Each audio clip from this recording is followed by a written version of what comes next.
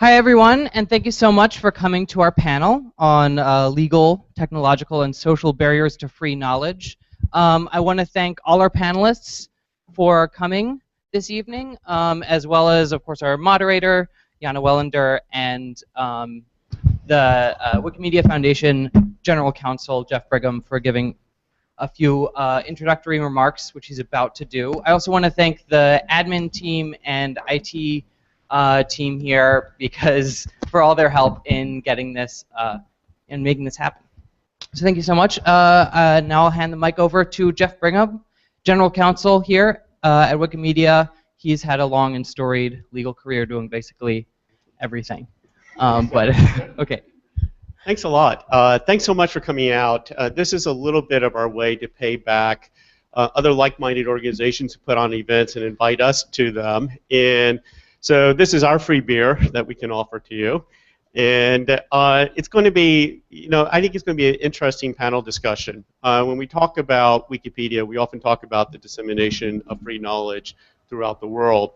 And that's a very noble concept, and it's a very ivory tower concept that we can talk about theoretically as much as we want. But on a daily basis, we're actually dealing with it in the real world. And we're seeing barriers in the real world. Now, those barriers could be something as simple as a law in Thailand that says that you can't defame the king, or it can be something a little more nuanced, like the laws in British courts that say you have to take down content until a trial is over to ensure a fair trial, which is, in my opinion, a type of censorship. We can see barriers that, for example, the EU Court of Justice concept of right to be forgotten allows Google to suppress links to truthful knowledge.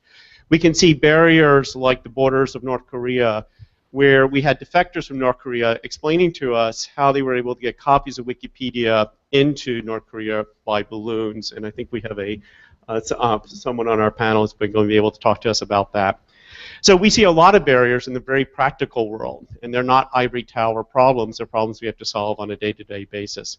So having this great panel here, we're going to be listening very closely. There are going to be a lot of great ideas, and we thank them so much for coming and joining us, and thank you as well. So let's have a nice evening together and as much beer as you want. Free beer.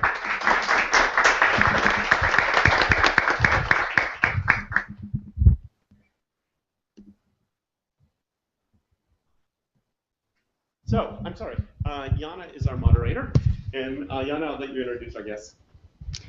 Okay, thank you, Jeff, for that keynote, and I have the great honor today to introduce a really, really diverse panel, and really impressive one, that's going to talk about today's topic, which is legal, tech, and social barriers to free knowledge.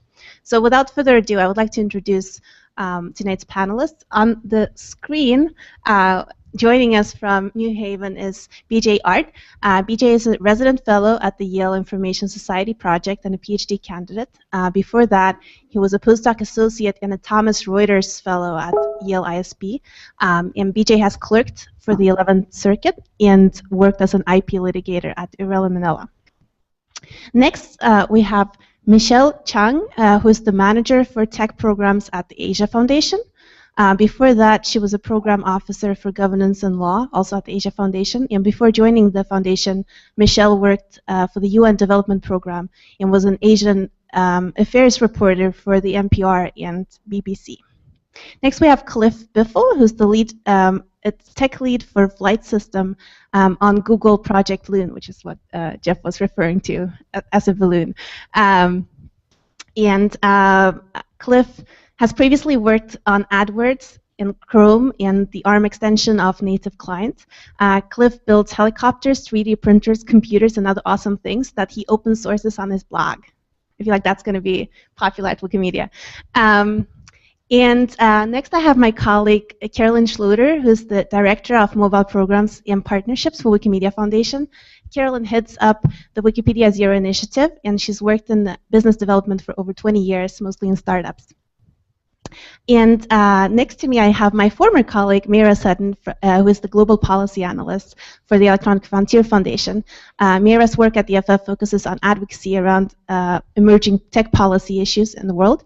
Maira's lived and worked in Malaysia as a legal researcher and a tech intern for a Muslim women's rights organization. So welcome all of you to Wikimedia. We're really, really happy to have you. Thank you. Okay, so before we're going to launch into a sort of panel discussion, I would like to start off by offering the panelists an opportunity to provide some thoughts on the general topic and talk a little bit about what they're working on in this space. So, BJ, would you like to start? Sure. So I'm very excited to be speaking with you this afternoon, and I'd like to open with a few comments about what the Access to Knowledge movement is and what its goals are. So what is A2K? A2K is a diverse global movement with actors ranging from open source developers and remix artists to subsistence farmers and AIDS activists. And what brings these groups together is a fundamental commitment to bringing more equitable public access to the products and processes of knowledge production. Can you still see me? The lights just dimmed on me. And I think it's because I'm being too still. I'm not sure. So I'd like to talk about 3 goals that, that these groups have jointly. The first is access. And access means people being able to find and use the knowledge and the knowledge-embedded goods that they need. And access really takes 2 forms.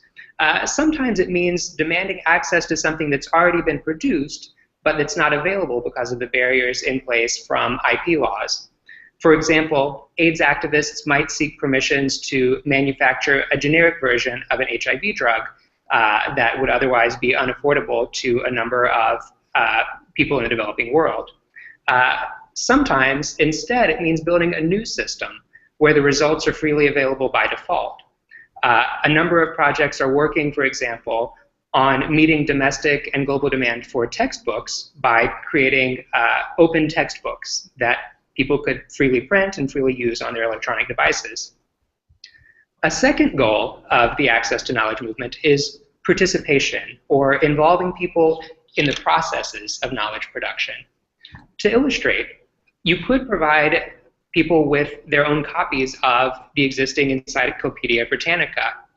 But you bring people into the process in a different way if you give them the tools to edit and work on a project like Wikipedia. And there are advantages to this approach. Sometimes the participatory model just generates better outputs. You might have higher quality due to the additional perspectives. And you might have higher quality just from the size of the talent pool. In the open source context, they have a saying that given enough eyeballs, all bugs are shallow. It's often easier as well for people to access things that are developed through these participatory projects because they tend to be open in nature. These participatory projects also have benefits specifically to the users who are involved with them. They give people an opportunity to develop personally and professionally, often by doing work that's meaningful to them.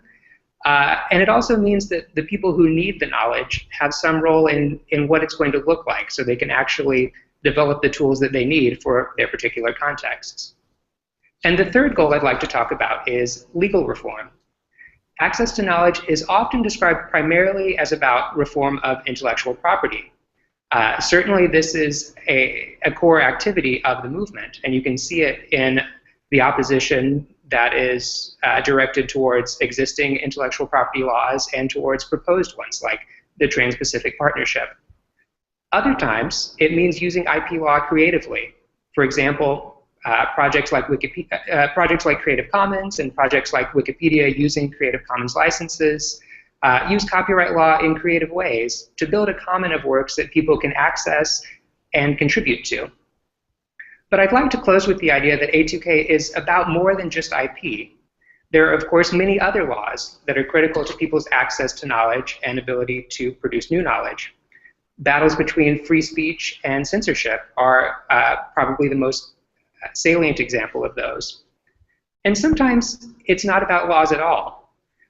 Even though A2K participants have been brought together around shared critiques of the IP system and its consequences for people in the developing world, if your goals are to provide greater access to knowledge and to have more people producing knowledge, sometimes building the infrastructure, it would also have huge impacts by doing things like improving the educational system, improving telecommunication networks, or providing affordable internet.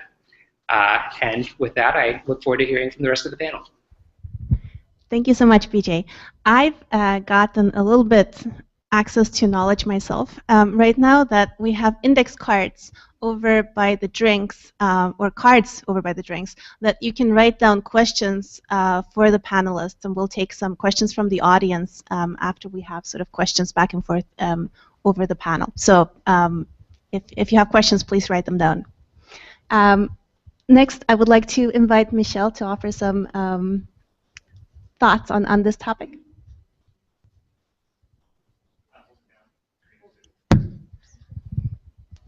Hello?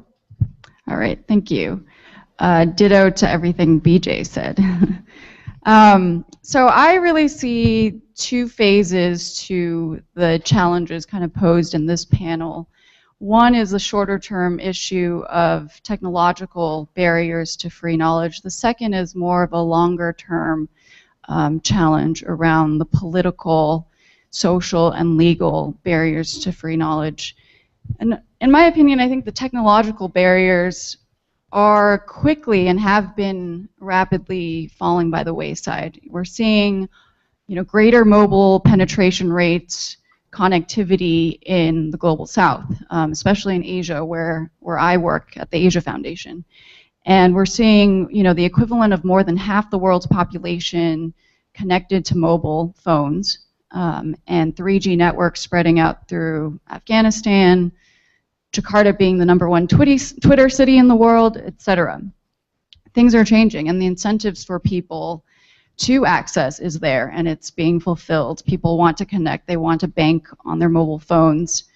They want to tweet about some kind of social issue. I think the challenge in the next 10 years or so is to bridge the gap of the next 5 billion people, to connect them to mobile phones, to the internet, to access free knowledge. But the real challenge, I think, is going to take place in the next 3 decades or so at least, and that's addressing these political, legal, and social challenges. And we're seeing that countries in the global south, there's varying degrees of openness and levels of free knowledge, and I think that there comes a point where information control kind of infiltrates and threatens the freedom of expression, internet freedom in a country. We're seeing that in the global north and the global south. These barriers are being put up. An example with the EU's right to be forgotten policy, obviously China and their infamous Great Firewall and media censorship. It's happening everywhere. So what we're trying to do is really work at the intersection of improving government transparency, but in hand with that is also encouraging citizen demand and use of information, and we're looking at that through kind of 3 different levers, and that's access to information, whether it's through open data platforms, the open web, APIs, getting information on budgets, on election information out to the public. 2 is connecting people through collaborative social platforms, whether it's social media or mapping tools. And 3rd is looking at data as an analytical tool to help inform policy decisions. And we're finding that access to information means different things for different citizens across the world, across Asia specifically. And example is in Indonesia, where we worked with a local civil society partner to free up and unlock information that every voter should have. Who is running for their election? Opening that up, unlocking that from PDFs, and making that available via an API for developers to build mobile apps for these millions of Indonesians to access and learn about their elections. Second is this idea of policy reform in Myanmar. We are working with the Ministry of the Communications and Information Technology to reform some draconian laws around its electronic transactions law, and bringing that up to standard, so that bloggers and contributors to the internet who take part in e-commerce don't risk being imprisoned for 15 or so years if they blog something that's negative towards the government. So bringing that up to standard. And then, another example is in Bangladesh, where we're also facing gender issues and social barriers around women's access to information and opportunity to thrive. So there we're working with networks to connect women to mobile phones, to technology literacy, to help them expand their horizons and access business opportunities and be more entrepreneurial. So I think in closing, I really see that this longer term issue of addressing the political drivers that underlie the definition of internet freedom in a country is really what matters and is important to foster an environment where values of freedom of expression can be upheld, and thereby really support the economic growth, the social reform, and legal progress that we all look to. So it's a big issue. It's not an easy one, but I think one step forward is to bring all the key stakeholders together: government, media, civil society, private sector, to start really mapping the step forward. Thanks. Great. Thank you so much, Michelle. I think that's going to tie into a lot of what we're going to talk about in terms of just technological barriers and how you're overcoming them by liberating data and making it accessible via APIs and making it understandable to people. So I think that's a very, we'll come back to that a little bit more in the discussion. Cliff, would you like to offer some thoughts? Hi, my name's Cliff, and I think more so than the rest of the panel, my focus over the past few years has been on technological barriers, specifically to access of information and access to the internet. But also to some degree on a factor that is only sort of implicitly listed in the mission statement for this discussion, if you will, which is economic factors. It doesn't much matter if you have the technology to get online if you can't afford to. And while there's certainly social and legal factors, my focus has been on technological and economic factors. And it was with that in mind that 3 years ago now, almost exactly 3 years ago, with 2 other crazy people, I started what is now Project Loon, which is an attempt to, well, the short version is provide affordable internet access to everyone on Earth. And it's important to think about the biases of the technologies that you're talking about deploying or making use of. And the internet has a bias toward decentralization. It has a bias toward globalization in many respects. It doesn't really matter if the person you're talking to is on your block or in the next country. The internet itself doesn't care. So we went into it thinking, what kind of a technology can we create where we could leverage its biases for good, in this case? And we settled on balloons because, 1, we were convinced we could do it cheaply. But 2, if you just let the balloons go and you don't try to keep them in one place, and you provide sort of a more probabilistic, high-level control to sort of generally cluster them where there are people, well, the interesting thing about that is it's actually easier to provide service to an entire hemisphere than to one country, which is the first time that that's been true in any infrastructure short of satellite. Satellite has always been expensive. Very few people, I suspect no one in this room gets their internet primarily through satellites. So Loon provides a real opportunity to reach out to the underserved areas of the world and provide them with access to what I consider to be the most powerful sort of communications medium ever invented by people. You know, it's one of the first media that we're all products of the 20th century, and the media that dominated the 20th century were dominated by their own sort of broadcast bias, their one-to-many, one-directional bias. The medium that we're discussing here primarily is really the first widespread two-directional medium, short of the telephone. And I think that's really powerful. It gives people the opportunity not only to interact with centralized stores of knowledge, but to create their own. And that's really the part about this that excites me. Whenever humans get a hold of a new communications medium, they use it for just that. We don't call it communications for nothing. When we have access to a new technology, the first thing people do with it is use it to talk to other people. Some of the first data sent across the ARPANET were not military strategy plans, but recipes exchanged between people. So I expect to see more of that. And I think it's important to consider as we're talking about access to knowledge as though there's a store of knowledge that's centralized somewhere, that what we're really talking about is facilitating communication between human beings. Thank you, Cliff. That's all great stuff. I think that we're all super excited about Google Loon getting off the ground and bringing internet to the places that don't currently have it. Carolynne? Yes, thank you. So I'm excited to be here to share with everyone in the audience, and I'm now really excited that I've met my fellow panelists, because I'm like, I want to work with you, and I'm going to work with you. Okay, so everyone uses Wikipedia, right? But I think most people don't take the step back and remember what it's all about, what the original mission was, which Jeff talked about, to make knowledge freely available to every single person on the planet. And that's made possible by millions of people who contribute their time and their money because they are in donations, because they are committed to spreading knowledge freely and to access to knowledge.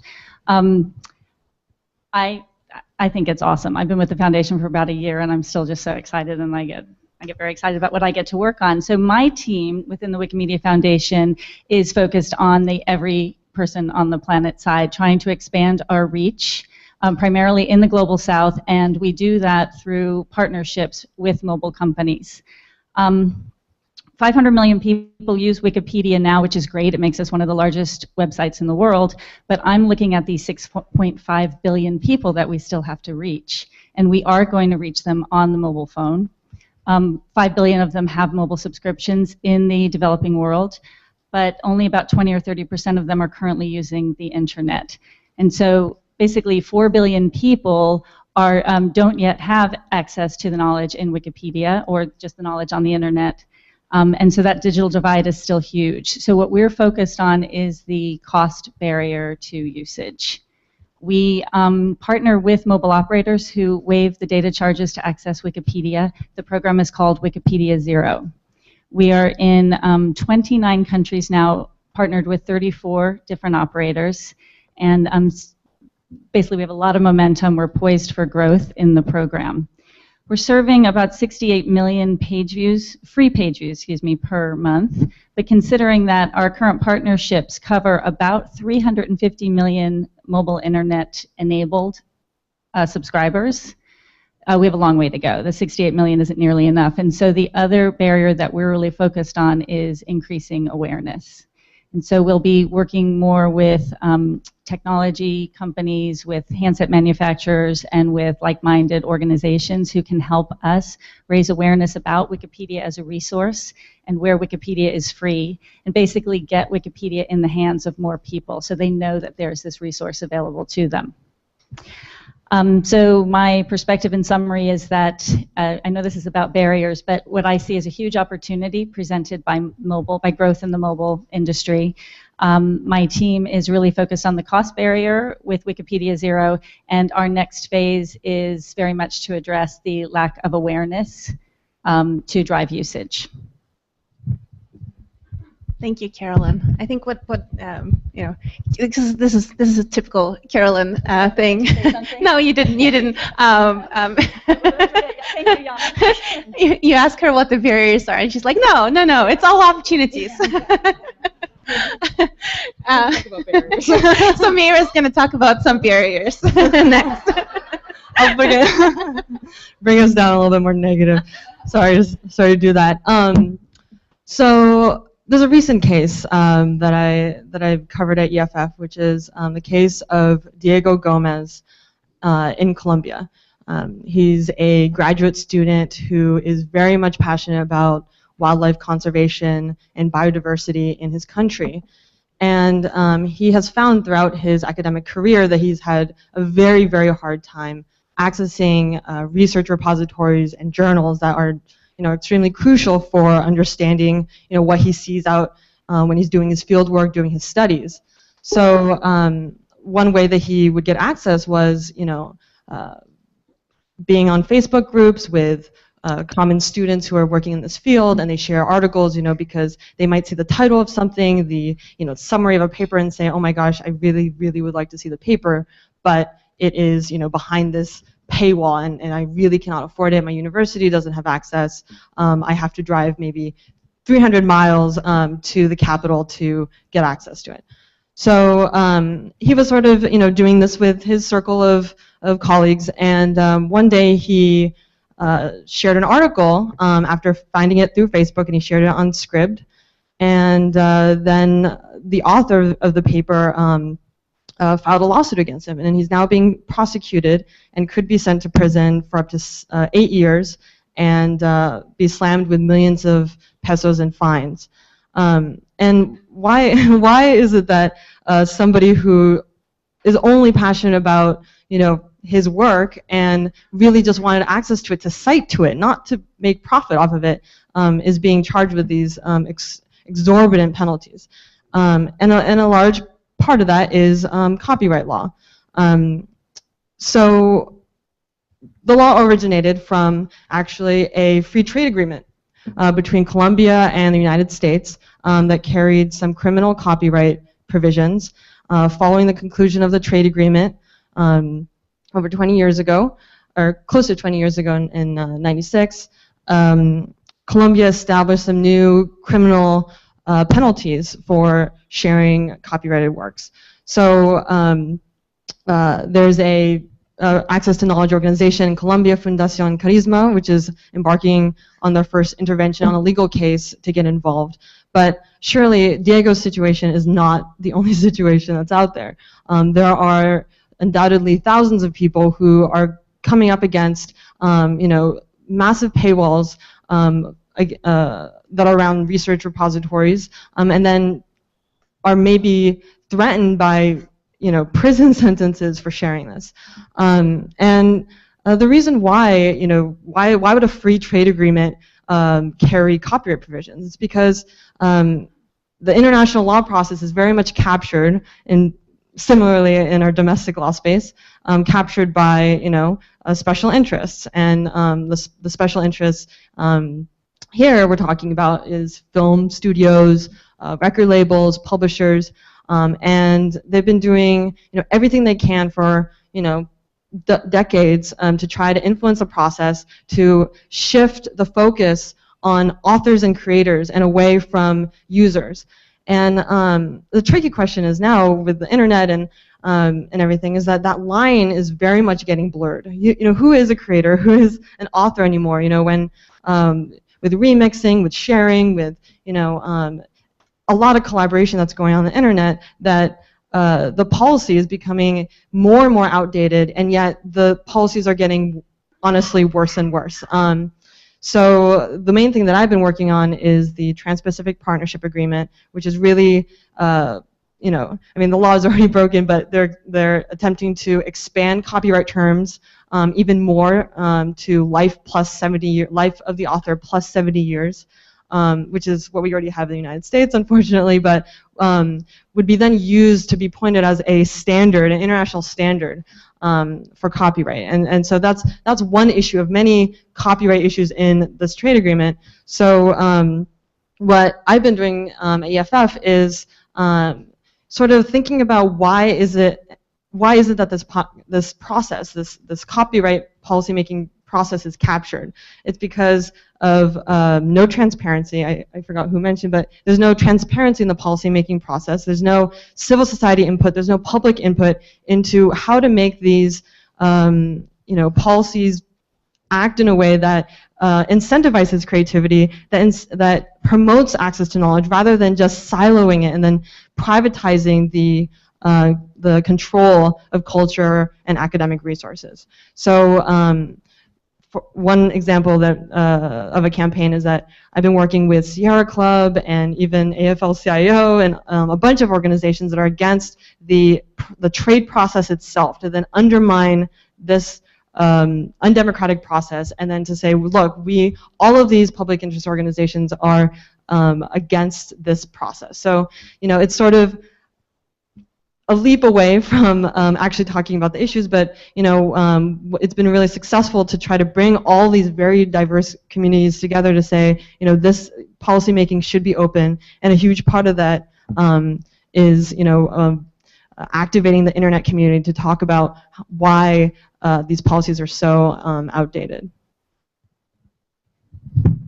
Thank you, Maira. And I think that's sort of the story that you open with is really important for us to hear, because here at Wikimedia we always think of knowledge as already being available online. It's available for free and it's freely licensed, but that's not all. So we're thinking about what other barriers are we facing, what barriers are we facing in offering up that knowledge. But that's not all. There's a big part of the internet that is behind the paywall, and the paywall is actually two types of barriers, at least according to today's topic, which is both a technical barrier. It technically prevents people from getting there, but once they get there, technically, they also are in violation of the law, so it's also a legal barrier in that sense. And is a great example of both, so thanks for raising that. I'm going to start off by looking into the social barriers a little bit and ask a question to all of you. What is the biggest social barrier that you see right now in access to knowledge? Carolynne, do you want to start? Yes. So I'm going to say cost, and I'm going to say awareness. Those are the ones that we're focused on very much. So it's basically income inequality is a huge issue, or huge barrier, or reaching people who can't afford the mobile data charges, people who have a handset, it's internet enabled, but they can't pay for data. And just to give you a sense of that, there are, in Africa, the ITU says that 500 megabytes of data will cost 38% of the average income. So it is cost prohibitive to use the internet. There's a reason why we're seeing still pretty low adoption in Africa relative to other regions. And there's, like I said before, there's a huge opportunity. Sorry, yes. It's optimism, it's great. BJ, do you want to jump in? So I actually think that that's a really great answer, because it ties back to what's at the heart of a lot of access to knowledge problems, which is something is out there. The drug is out there, the seeds are out there, the music's out there, the research paper is out there, but only for people who have, first of all, the basic means to access it, which is the technological side, and then also the ability to pay. Usually, creators are trying to monetize these things, and indeed, one of the basic ideas underlying the international intellectual property system is that the thing that's supposed to be motivating people to create things is this idea that they're going to get paid. And maybe that works in a lot of ways, but it also doesn't work in a lot of ways. And if these are things that people who don't have money need, it doesn't necessarily work. It doesn't necessarily mean they can access whatever it is. And if it's something that actually hasn't been created yet, the fact that people who don't have the resources to demand it with dollars, as it were, it might just not get created in the first place unless you start looking for alternative motivations, alternative systems for generating new knowledge besides a profit-driven intellectual property regime. Thank you. Maira, do you have something to add? Yeah, those are definitely, I completely agree with those answers. Oh, sorry. I completely agree with those answers too. Just to add on, I'm sure there are tons of answers to this, but also copyright leading to cultural works getting lost. I mean, it's there's a huge gray area in terms of what works you can archive, how you can archive it, who is allowed to do so. And so, there's not just the knowledge that's out there and that is thankfully getting preserved, but just the fact that there's all this stuff, all the music and the movies and the things that are just disappearing and we don't even know it. And a large barrier to that is, the legal liabilities of trying to archive it all.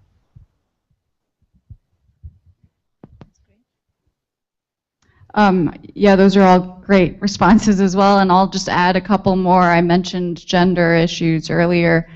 There's just, I think there was a study, Women in the Web, that Intel and Dahlberg did. There's nearly 25% fewer women in the developing world who are connected to the internet or mobile phones, and so there's this huge gender gap of opportunity where women and girls aren't even accessing information via the internet to gain a better sense of empowerment, equity, as well as opportunity for entrepreneurship and income from an employment opportunity. So I think that's a big issue, and related to that is literacy on the web. Also, another issue I think is local content. Content needs to be locally driven, but it also needs to be in the local language. Earlier last year, I was talking to Carolynne about this. We worked with Google to translate Google.com into the Myanmar language because the 60 million Myanmar people are clamoring to be on the internet, but there was no Unicode compliant font that they could access Google on. So we helped launch that and can be supported for the dozen or so other minority languages. So those are a couple other barriers I see. So I'd like to, I think there's an additional socioeconomic barrier that's important to consider, which is the luxury of being able to seek the information you want. Right, so you have access to Wikipedia, right? You have essentially all of human knowledge. And feedback.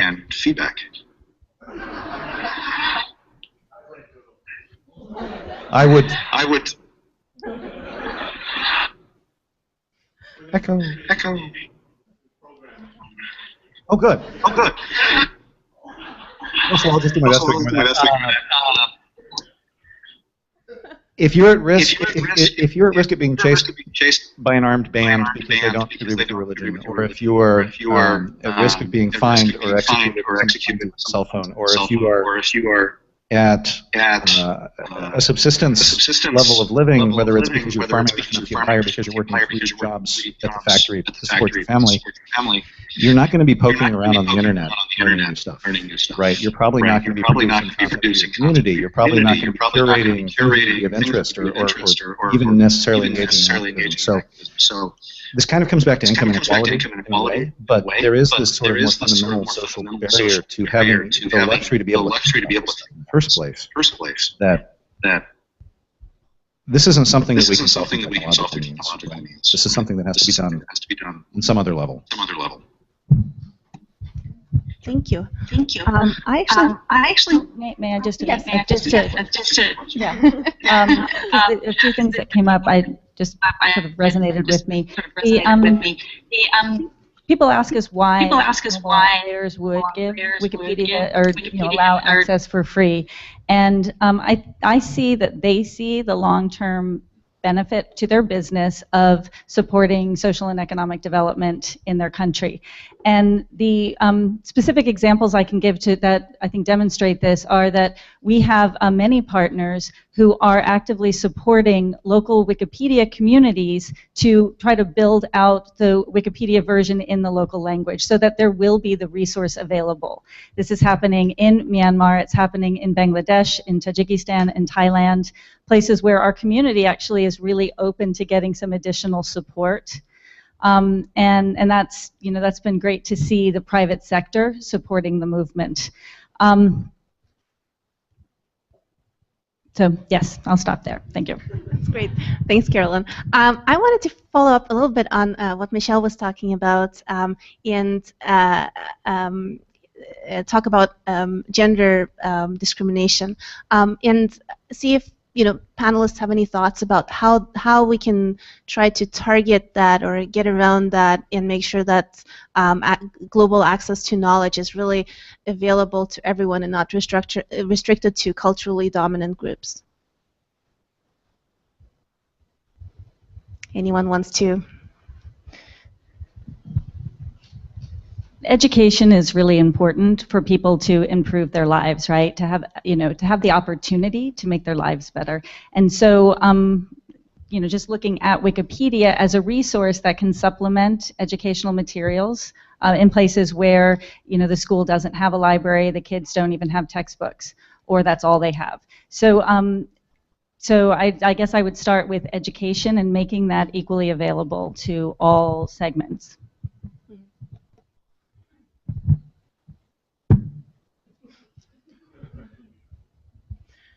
I know it might be a little cliche in a city dominated by conferences on mobile technology, but I kind of feel like mobile technology has the potential to do a lot to narrow the gender gap.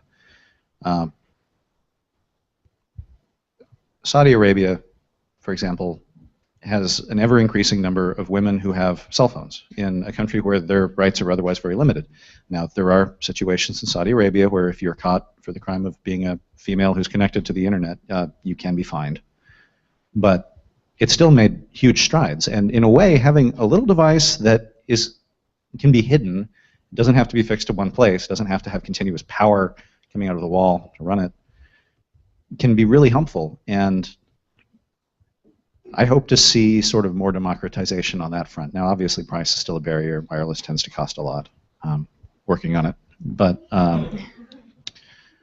yeah, I hope that the ability to.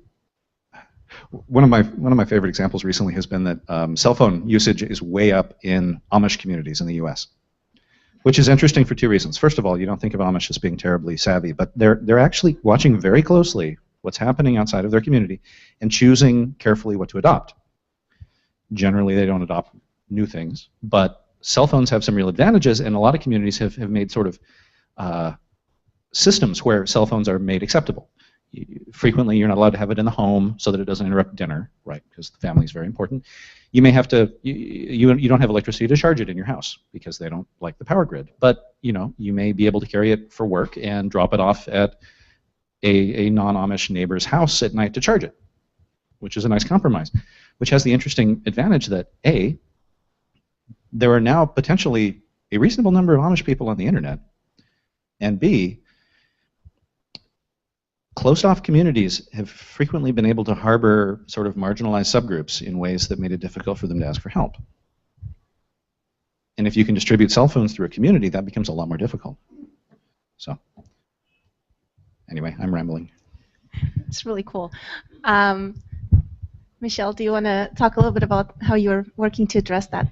Yeah, one example I can give is in Cambodia, where we are starting a program working with former victims of violence, so women who have faced violence in their communities, and we're pairing them up with local developers to build apps, going back to mobile, that can help other women in their communities and girls to access information on services, on health, on support lines, on support groups, and also report on future incidents of violence against women. So we're trying to create an environment where women and girls can participate in the design process of getting these tools out there.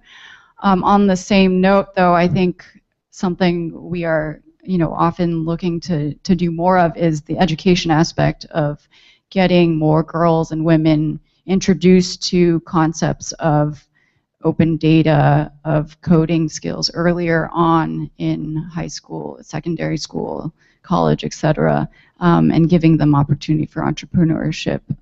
So I think that, as well as understanding the local context of women networks in countries we work. So like in Bangladesh, imams are very, they're the go-to resource for a lot of community members, and their wives, EU mom wives, for example, are also highly respected, and so we work closely with them because community women come to them for advice, for information, for educational opportunity. So it's working with the right local civil society groups as well.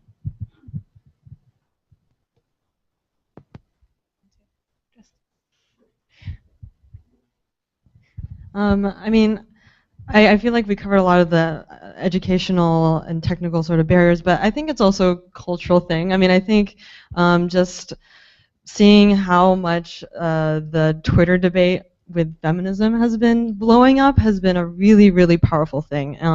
And, you know, sometimes for me it's very intimidating to get involved because it's so just on fire, but it's a really, really exciting time for feminism right now, I think. And talking about the sorts of information that is lacking, the resources and the stories that aren't out there, I think is really important. And so just not just, you know, teaching girls at a young age, and even women, older women, about, you know, how to use tech tools. I think it's also just enabling them to blog and to become journalists, maybe to talk about the issues that aren't being talked about. So, you know, it's definitely also a social, cultural issue. Mm-hmm, mm-hmm. I think that's right, and it's going to be it will have to be the next thing that we tackle as if we have a 50% of the population that's not getting access to the same information that the other 50% is getting. That's a problem. That is a problem that we all have to address. More than 50% of the population, actually. I would like to touch upon another thing that's sort of raised at various points in the discussion, which is the problem of language, and turn that around a little bit and talk about the problem of illiteracy. And it's sort of an interesting question because as we've had in the past, when you had an individual teach you something, people have been able to kind of learn to read for the first time. But as we're getting information for the first time through technology, how do you make sure that people who aren't already able to read are able to get that information, to get that knowledge? So one of the really interesting things about the internet is that you don't necessarily have to be literate to use it. It helps. It helps a lot, right? Especially since computers are designed by people that like to move text around, right? There's really only one computer on Earth that you can use without reading, and that's the OLPC. They worked really hard to try to ensure that that would work. So the sort of traditional way people would get knowledge by being taught, if we play our cards right, we being the people that are trying to make the internet accessible to everyone, and we don't sort of give them third world service level, if you will, to use a term I don't much care for, you could get into a situation where we now have a situation, we have a medium by which anyone on Earth can teach anyone else anything, which is really interesting. And they may have a common language, they may not. This may just be a technology that we can use to connect people with other people in their community. Maybe you can't get to the schoolhouse because either you have stuff you're supposed to be doing, or because you're female and people would try to kill you if you walked there, but maybe you can still talk to the teacher. So I think literacy is very important, and of course I have a technological bias, and literacy is very difficult to solve through technological means. We've been expecting machine translation to fix this whole language problem for something like 60 years, and it still hasn't, right? But at the same time, it can offer us ways to share knowledge that don't necessarily require literacy, and that we could use to bootstrap literacy. That we could, being able to communicate with someone and have someone teach you to read your language or a different language could be very powerful. Thank you. BJ, do you want to chime in on this? Sure. Can you hear me okay? There were some sound issues I hear a moment ago. So I think one thing that this makes me think of is just the importance of actually involving people in these projects in a meaningful way. And what I mean is, I think one of the things that's really interesting about the work that Michelle is doing is that she is building coalitions with people who are actually working through these issues in the context where they're working on them. I think as you start to build groups of people who are able to use certain tools and technologies, who are able to intermediate between all of the resources that are out there and help other local people connect to them and come up to speed, you start to see some real progress. And in some ways, this also just reminds me of a much older thing. So back in the 60s and 70s, during earlier iterations of the feminist movement, there was a lot of attention to this idea of consciousness raising, or this idea of getting people together so that they could talk about the issues they're facing, and just for starters realize they're not alone. This isn't an issue that is unique to them. This isn't, whatever it is, it's probably not something that's their fault. It may not even be something that they're able to fix without some sort of bigger structural changes. But by reorienting the way that they're thinking about the problems, and by deepening these connections with each other, they were able to make cultural progress in really fascinating ways. That is very interesting. Stop? Okay, good. Thank you.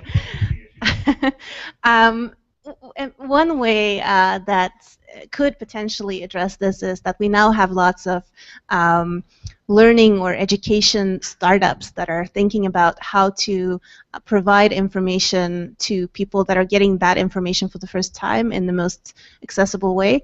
And those are usually focused, because they're startups, they're usually focusing primarily on their own market in their own country. So they're not necessarily reaching out to the people that need the knowledge the most. Is there some sort of like partnership to be done, or do you think that they're actually working on a different problem?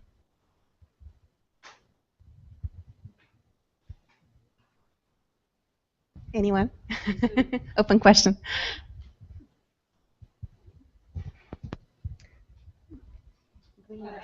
I got it. Okay. We're actually seeing some great entrepreneurial movement in the markets that we're trying to enter. And so what we're looking to do is to engage with entrepreneurs and to get them to consider integrating Wikipedia content or Wikimedia technology into their apps using our open APIs. And that's something that we have on the horizon that we want to do more, because the idea there is to, going back to raising awareness and increasing access, is to weave into people's daily lives. So we actually want to connect to everyone in a grassroots way. So I think that like the mobile ecosystem and app developers, entrepreneurs would be part of that. Great. Anyone else wants to address this one? BJ? And one other thought on that is that is the sound okay over there? Sorry. One other thought on that is that this is an opportunity for some really great synergy. I had mentioned earlier that there are these projects to work on open textbooks, and then there are all sorts of other open educational platforms, open educational courses that people are working on that are already sort of core projects that you'd expect out of the A2K movement, but their impact has the potential to bring a lot more people into having the basic capacities to get online and do the sorts of things that the A2K movement would really like to be able to facilitate. That's great. Yeah, I mean, and I guess one thing we haven't really talked about is access for people with disabilities. And my hope is that following the World Intellectual Property Organization's Treaty for the Blind that passed a year ago, 2 years ago, and increasing ratifications by various countries, that there could be more opportunities for certain entrepreneurs to work transnationally to provide access to works to people with visual disabilities. The treaty unfortunately has some limitations, and libraries and certain institutions can only translate books. So if there's an ebook and you want to break the DRM on it to then translate it, if you're a person with disabilities, that is much more difficult, and it's still legal to do that. But hopefully that will open the door to more sort of innovative businesses that allow sort of international views on how to give access to people that might be otherwise not targeted as like a market like opportunity for businesses. That's great. I'm actually gonna tie into that and talk a little bit more, and get the panel to talk a little bit more about legal barriers, even though we're short of lawyers on the panel.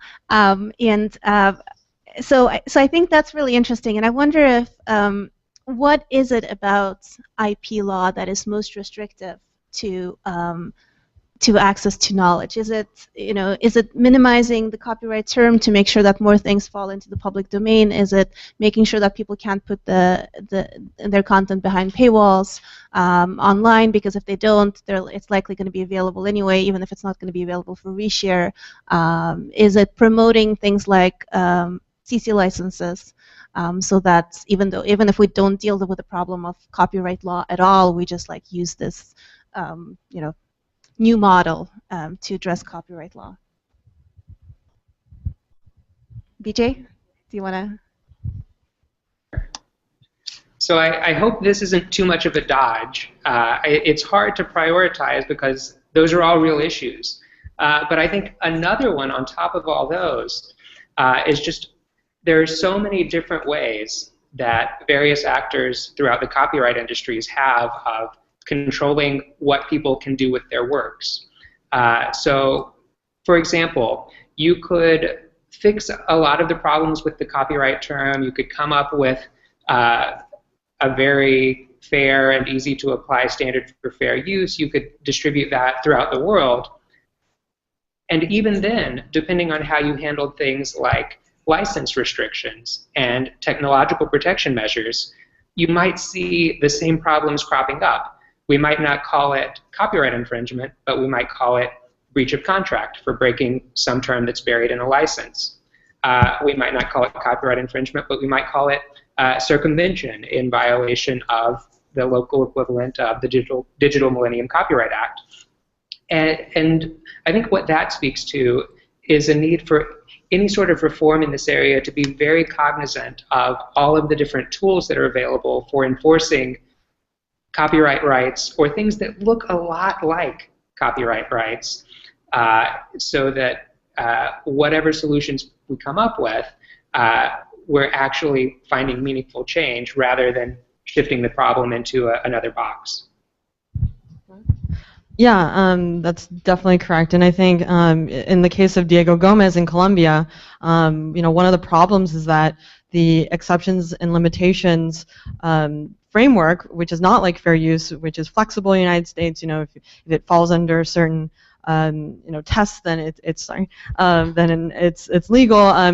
In Colombia and in many countries, most countries actually, there are these strict lists of permissive uses that are allowed. And the last time Colombia revisited that list was 20 years ago. So of course, any of the uses that people might be doing on the internet has not been included. So I think that sort of goes to show how the DMCA, the Digital Millennium Copyright Act's most sort of restrictive interpretation has been sort of exported around the world without the flexibility that users have in the United States, the fair use-like systems, the exceptions, limitations that would really balance the restrictive provisions of copyright enforcement. So, that balance really needs to be struck, and of course, in addition to hopefully revisiting life plus 50 copyright terms, if there were very, very solid, strong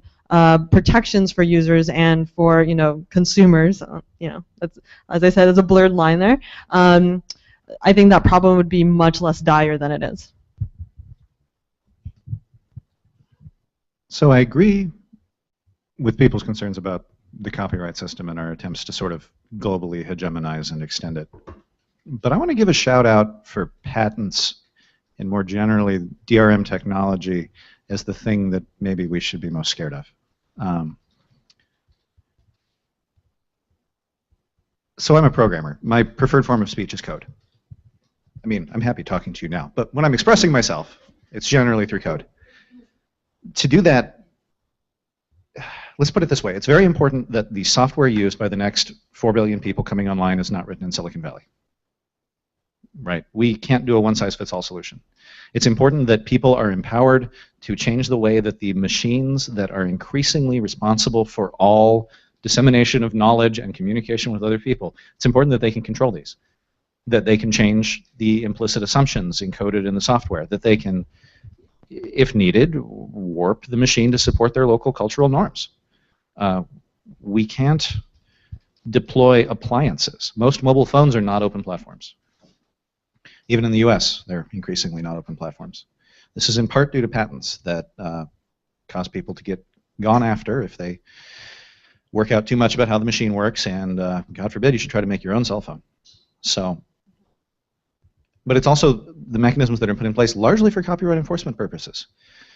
Computers have become less general purpose over the past 20 or 30 years. If you have a computer these days, chances are very good that it involves systems that will just simply not do what you tell them, because what you tell them might be to copy a movie.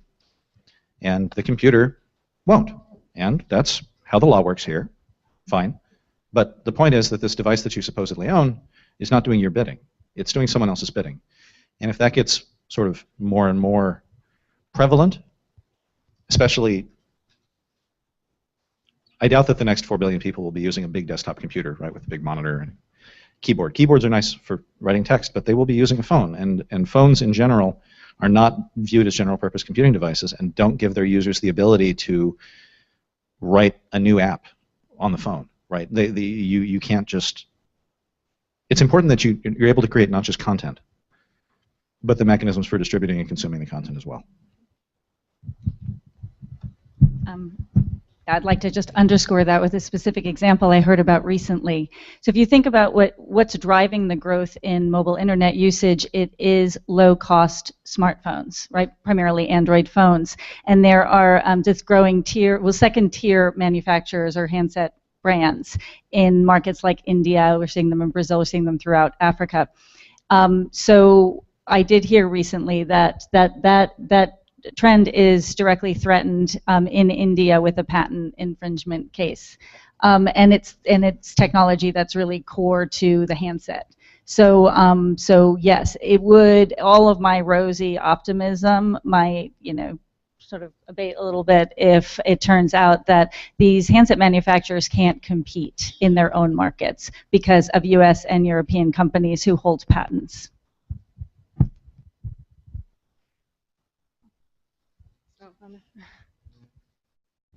Yeah, I mean, one thing we haven't mentioned at all is net neutrality, and the threat of net neutrality of telecom providers, creating a tiered system where they are giving premier access to, CNN and Fox of the internet world, right? And how that really does threaten services like, I think, Wikipedia and other open services that might not be able to compete and sign contracts with these telecom companies. So the threat of, it's not just the access to technologies, it's also like what is the nature, what is the openness of the technologies that that people have access to.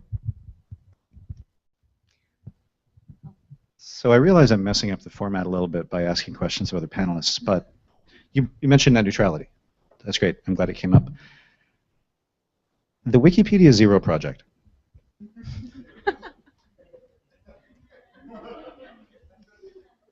I like it. As I was telling Carolynne before the thing, one of the first things that we actually flew on a Loon balloon to test data exchange between balloons was a copy of the English Wikipedia.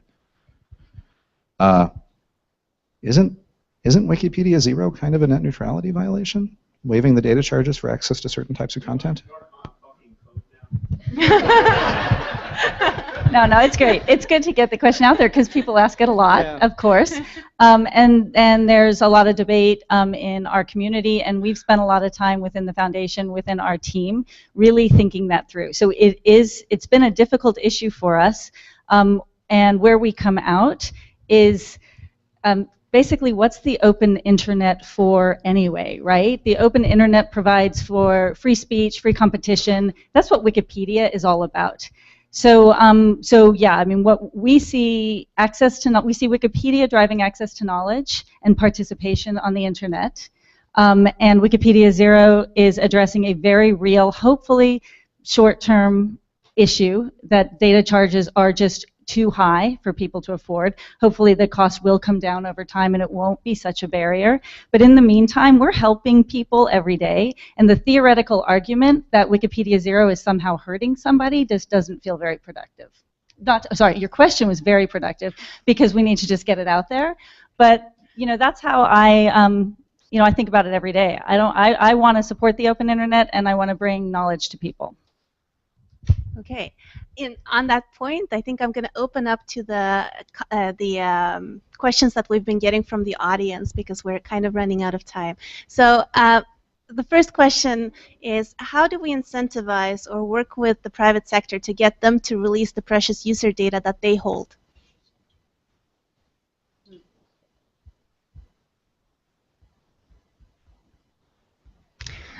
Anyone? Going once. I mean, I think shame works really well. No, actually. So one of my favorite projects at EFF is this thing called Who Has Your Back, and it's a sort of score sheet where we give them different stars for how transparent they are with their takedowns, and whether they will litigate on behalf of users if users' information is being requested. And so there's various sorts of columns on this. And that has been amazingly effective at getting these companies to change their policies. So, I imagine, that they actually scramble for these gold stars. We give them gold stars for different things, and they just like fall over themselves trying to get these gold stars. So, I think doing things like that where, that actually becomes part of the product is the transparency of these companies is I think one way to do that and make that sort of a standard. We know all that all too well. Cliff, too. So the reason, I think, why do these companies have so much precious user data? It's because, how many websites would you say you use on a daily basis, right? For most people, the number is really low, really low. I mentioned earlier that the internet has a sort of bias against locality. Doesn't really care where you are or who you're talking to. It also has a bias toward decentralization. It's a system designed to survive nuclear war, right? In the past 15 years or so, it's become increasingly centralized. And it's not that the internet has changed, it's that the way we use it has changed. We're using it more and more to interact with a few large service providers and less to set up our own services or talk to other people. Even if you deploy an app, you're probably using the same cloud infrastructure as the next app. There's still a point of concentration there. So because there's not really a mechanism in US law to incentivize people to share user data at the moment, maybe the right answer is to try to decentralize again, just to limit the amount of data that any given entity has on everyone.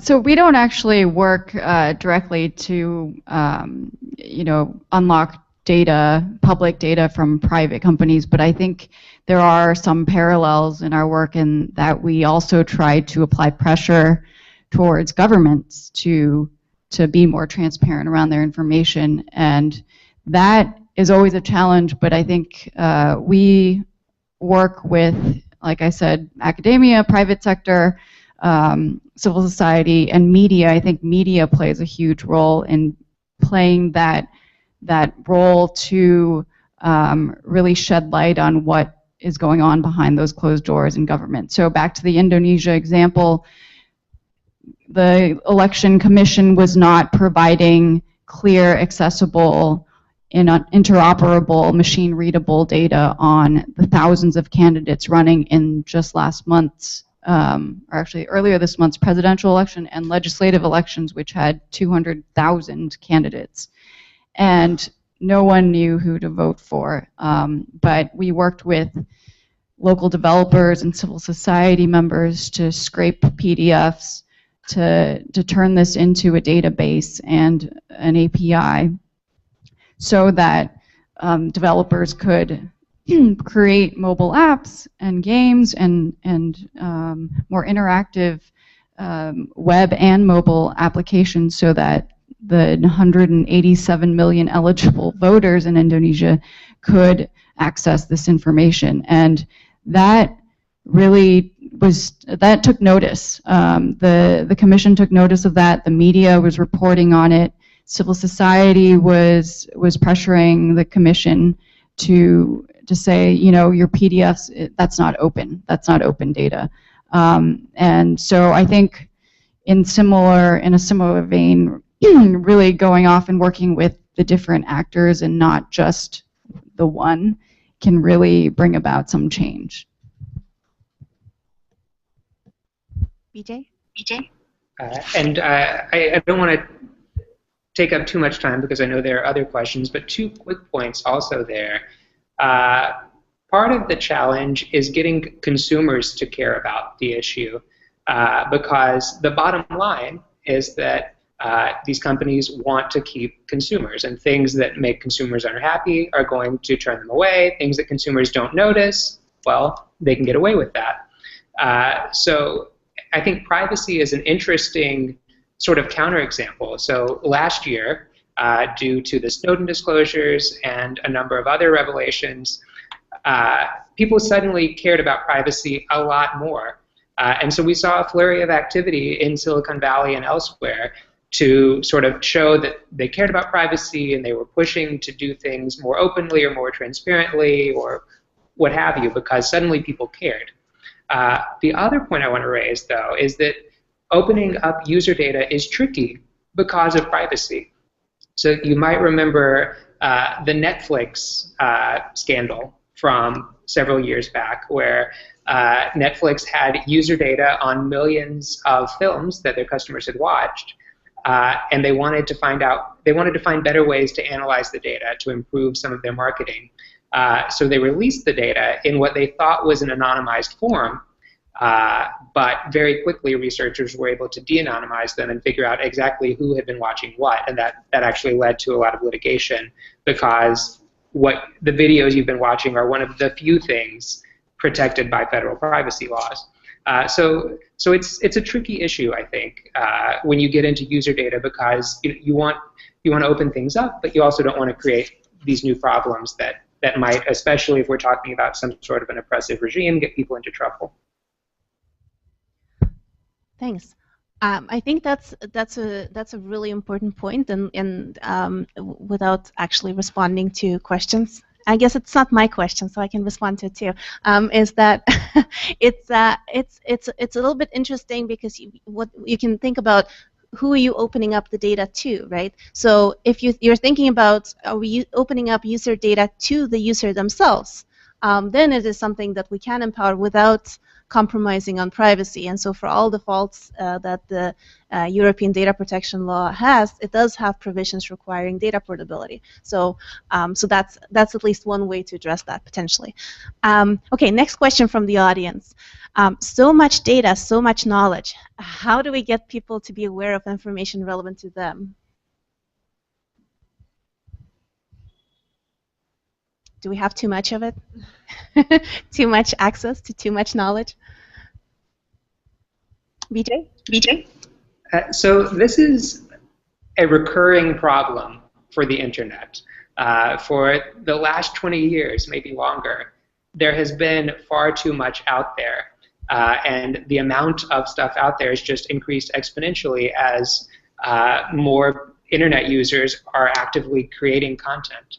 And so that leads to the question of, well, who are the gatekeepers, who are the curators, How can we match people with the things that they're looking for? And right now there are a lot of options as far as that goes. Some of them are more appealing than others. You can still go to CNN or Fox.com if that's where you want to get the majority of your news. You can go to Facebook, and with some combination of Facebook's proprietary algorithms and what your friends have said, you'll see some things. Maybe that'll lead you somewhere interesting. You could be on Twitter, where you're leaving it very much up to people that you're following, but there's no intrinsic sorting mechanism. So if you're not sort of actively monitoring that, it's harder to follow things. And I think search engines themselves serve a very valuable function in this regard.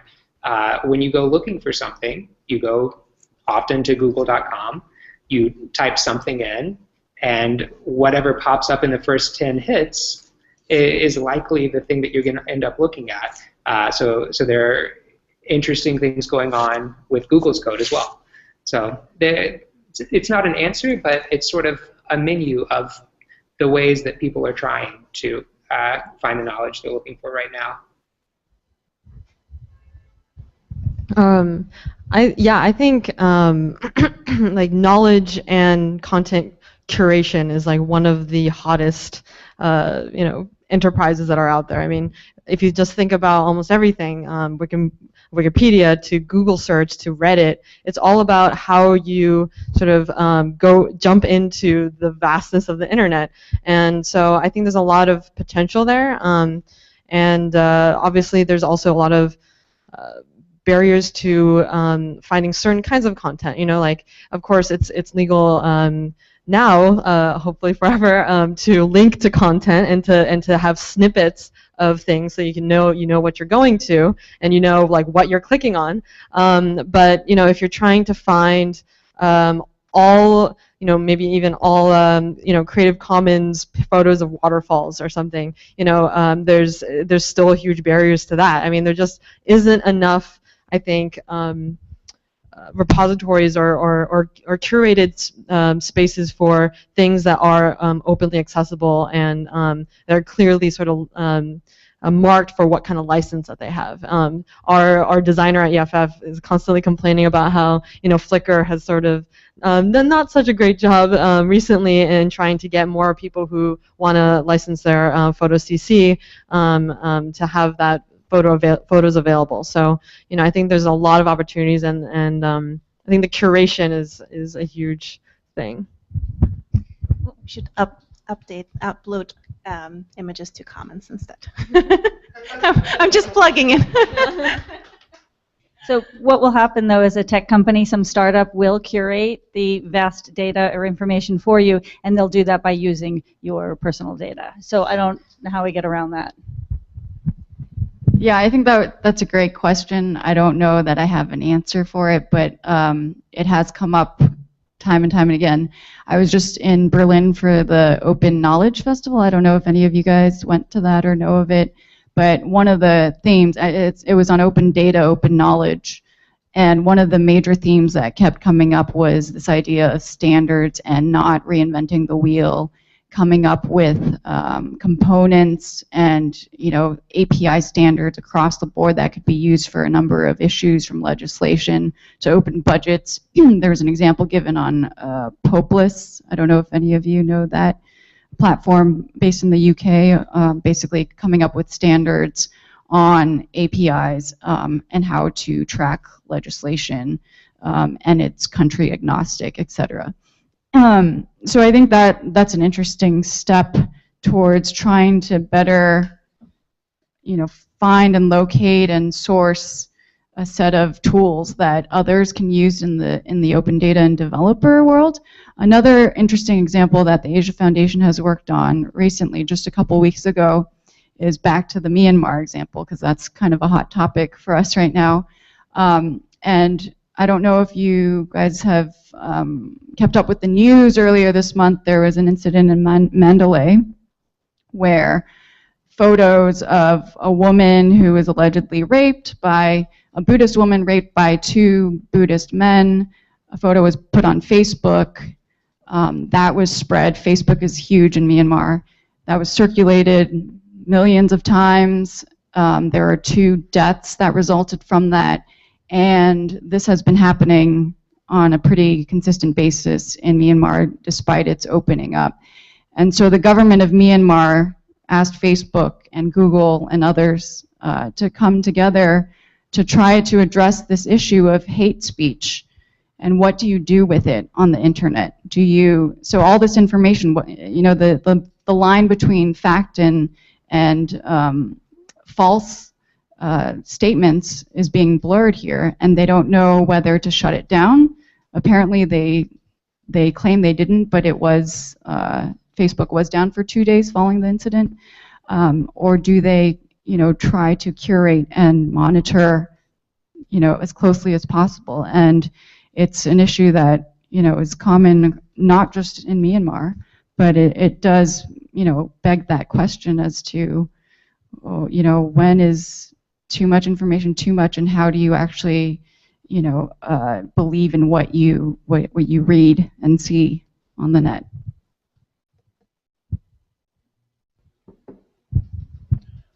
On a slightly more positive note, the original question, if I can paraphrase, was, you know, given that I have access to everything anyone has ever said in all of human knowledge, what do I do with it now? I think this is a really nice problem to have in the grand scheme of things, right? I mean, sure, there's communication that in the wrong context can be dangerous. There's communication that can be hurtful, but I don't know. I guess I'm still an optimist on this, and this seems like one of the real strengths of the internet is that there isn't a single curator, right? You could write your own search engine. There's nothing preventing you from doing that. People have done it.